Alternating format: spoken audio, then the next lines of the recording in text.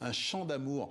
C'est aussi une bande dessinée rééditée qui relate l'influence de la France sur le conflit israélo-palestinien depuis les années 50. Pour en parler, l'un des auteurs, le journaliste fondateur d'Orient 21, Alain Grèche, et avec nous aussi Slimane Zeguidour, notre éditorialiste TV5 Monde. Bonjour à tous les deux. D'abord ce titre, un chant d'amour, qu'est-ce qu'il signifie ? D'où vient-il ? Expliquez-nous un petit peu. Une anecdote, lors d'un voyage de François Hollande en Israël, il est reçu par Netanyahou. Je rappelle que François Hollande, c'est le Parti socialiste, Netanyahou, c'est la droite de la droite israélienne. Et durant le repas, on entend une chanteuse chanter une chanson de Mike Brown sur l'amour, et quelqu'un dit à Hollande, est-ce que vous ne pouvez pas chanter ? Il dit non, je ne sais pas chanter, mais j'aimerais bien chanter un chant d'amour à Israël et à ses dirigeants. Et c'est quand même quelque chose d'assez incroyable que, face à quelqu'un Netanyahou, qui a refusé depuis longtemps d'appliquer les accords d'Oslo, qui est hostile à l'état de la création d'un État palestinien, un président français dise nous vous aimons, quoi. Et ça m'a semblé caractéristique du tournant silencieux de la politique française depuis une quinzaine d'années par rapport au début de de livre, qui est la période où Charles de Gaulle décidait de la politique extérieure de la France. On va y venir justement sur cet aspect-là. C'est décalé, vous pensez la même chose, ou qu'est-ce que vous en pensez, Slimane Zeguidour ? En tout cas, c'est totalement inhabituel, parce qu'en général, les voyages en Israël ou en Palestine sont tellement délicats, où chaque geste est pesé au trébuchet. Et donc, tous les visiteurs font attention à ce qu'ils disent aux uns et aux autres, aux Israéliens et aux Palestiniens. Et là, on a eu quelque chose, un élan, une effusion affective très démonstrative. C'était totalement inédit. Alors, on va revenir en arrière, avec le cadre que vous posez notamment dans Un chant d'amour. 1967, après la guerre des 6 jours entre Israël, l'Égypte et Jordanie, nous sommes 20 ans après la fin de la Seconde Guerre mondiale et quelques années après l'indépendance de l'Algérie. En quoi ce conflit israélo-arabe est une histoire française ? En quoi ça devient finalement une question de politique intérieure ? Bon, ça va devenir une question de politique intérieure d'abord parce que la France est voisine de la région du Proche-Orient. Ce qui se passe là-bas nous influence. Une guerre entre l'Égypte, Israël, la Syrie, ça peut avoir des conséquences. C'est aussi une question intérieure parce que nous sommes un pays où il y a une importante communauté juive, une importante communauté musulmane.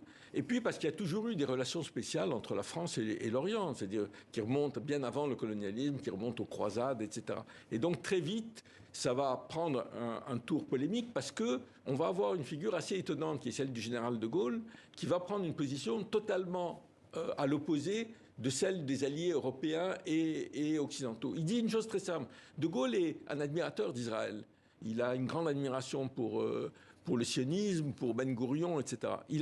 Durant la crise, puisque la crise qui va déboucher sur la guerre, elle dure plusieurs mois, elle dit aux Israéliens et aux Égyptiens, aux Syriens, je condamnerai celui qui déclenchera la guerre. Oui. Et c'est les Israéliens qui déclenchent la guerre. Ils le condamnent et à partir de ce moment, la France va avoir une position très particulière et va, en tous les cas, pendant une vingtaine d'années, se distinguer des autres pays occidentaux et être un facteur très important de l'avancée vers une négociation.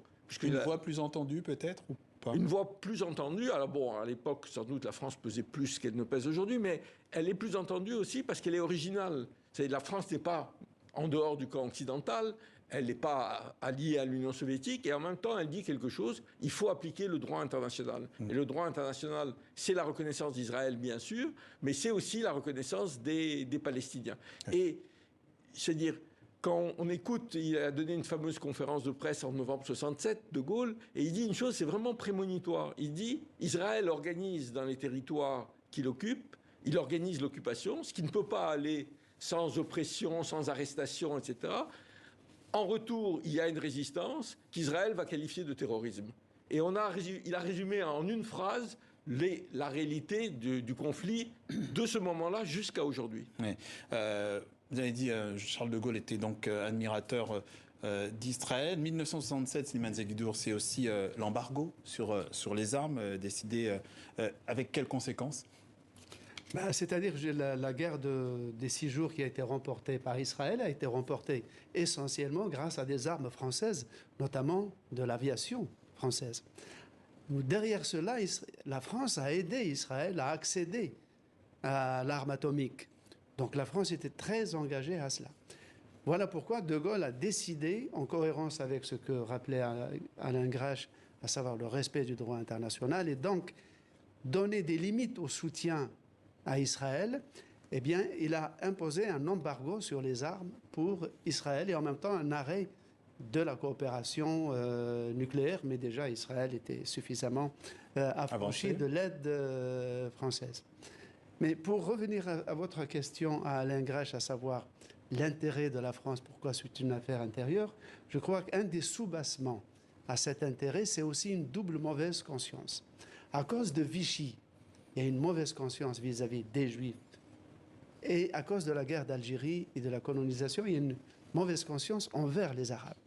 Voilà pourquoi on a ce phénomène en France qu'une bonne partie de nos élites ont du mal à appliquer aux Arabes et aux Juifs les mêmes critères universels qu'on devrait appliquer à tout le monde. C'est-à-dire on voit quelqu'un qui se trouve être juif, qui se trouve être arabe, que ce soit un individu ou un État, en principe, on le juge sur ses actes et non pas sur ses origines. On ne va pas chercher un coefficient aggravant ou une circonstance atténuante dans son origine. Or, en France, on a l'impression que ceux qui aiment Israël ne peuvent l'aimer qu'au détriment des Arabes, et ceux qui choisissent les Arabes, souvent ne peuvent les aimer qu'au détriment des Juifs. Oui, c'est difficile effectivement à résoudre comme équation. On va quand même, parce qu'il reste plus beaucoup de temps, on va quand même parler de Yasser Arafat, qui est quand même celui qui a une relation assez particulière aussi avec la France. Pourquoi d'ailleurs il meurt en France, on le sait, mais il aura tout au long de sa vie une relation particulière avec la France. Oui, et il faut rappeler que c'est Valéry Giscard d'Estaing, qui n'est pas de la famille gaulliste, qui arrive au pouvoir en 1974 et qui va ouvrir un bureau de l'OLP à Paris et qui va faire la première visite officielle, c'est le ministre des Affaires étrangères français qui rencontre Arafat. Et la France a compris très tôt, et Arafat s'en est servi évidemment pour sa carrure diplomatique, qu'il n'y a pas de solution possible sans les Palestiniens et que les Palestiniens sont représentés par l'OLP. On peut ne pas les aimer ou les aimer, l'OLP, mais c'est les Palestiniens qui choisissent leurs représentants.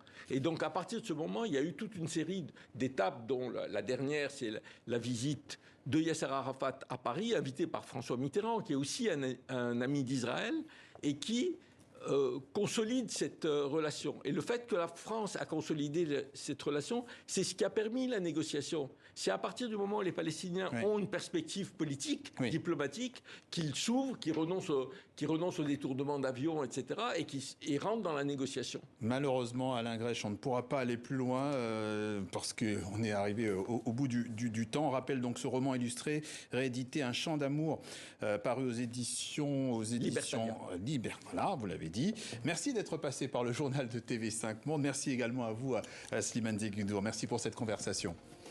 Et c'est tout pour aujourd'hui. Merci, à demain.